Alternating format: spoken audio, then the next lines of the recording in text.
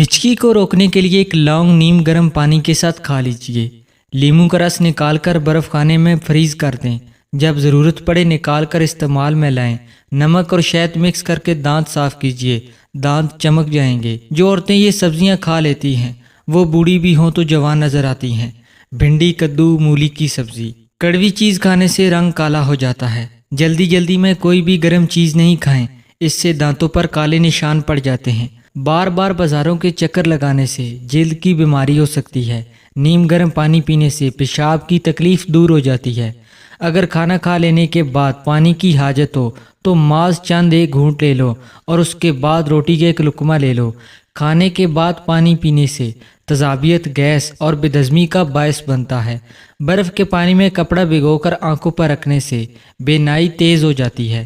دل کی بیماری سے بچنا چاہتے ہیں تو روزانہ کھاتے وقت ایک پیاز کاٹ کر کھا جائیں، اس سے دل کی دھڑکن نارمل رہتی ہے۔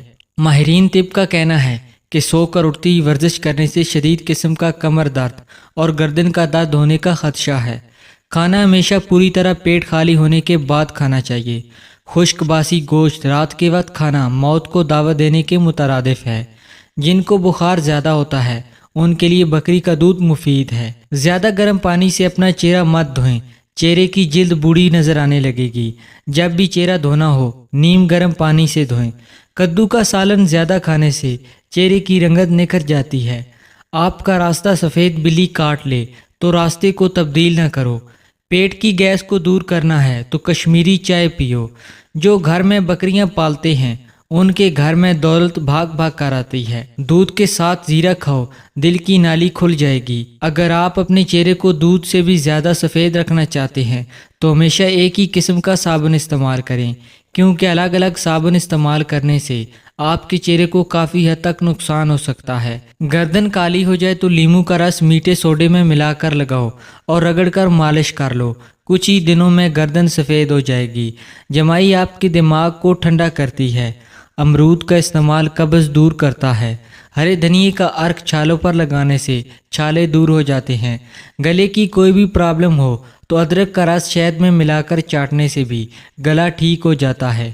پیٹ میں ہر وقت گیس رہتی ہو تو میتھی کا استعمال کرنے سے افاقہ ہوگا۔ اگر آپ کا وزن اچانک کم ہونے لگے اور 4 سے 5 کلو کم ہو جائے تو یہ خطرے کی گھنٹی ثابت ہو سکتی ہے۔ گردے خراب ہونے کی چند نشانیاں: چہرے، ہاتھوں، پاؤں، جوڑوں اور گھٹنوں پر سوجن نظر ہو جاتی ہے۔ کھڑے ہو کر کھانے سے رزق میں کمی آتی ہے۔ انگور نمک کے ساتھ کھا لینے سے پھیپھڑوں کا کینسر نہیں ہوتا۔ کھانے کے بعد جسم میں خون کا بہاؤ کم ہوتا ہے جس کی وجہ سے نیند آنے لگتی ہے۔ اگر آپ کے ناخنوں میں سفید نشان ہیں، وہ آہستہ آہستہ بڑھ رہے ہیں تو روزانہ نہار منہ پانی میں کیلشیم ملا کر پینے سے بہت ہی جلد افاقہ ہوگا اور نشان تیزی کے ساتھ کم ہونے لگیں گے۔ اخروٹ کھانے سے مردوں کی جنسی قوت بہترین ہوتی ہے۔ مسور کی دال کھانا پیٹ کی بیماری دور کرنے کے لیے بہت فائدہ مند ہے۔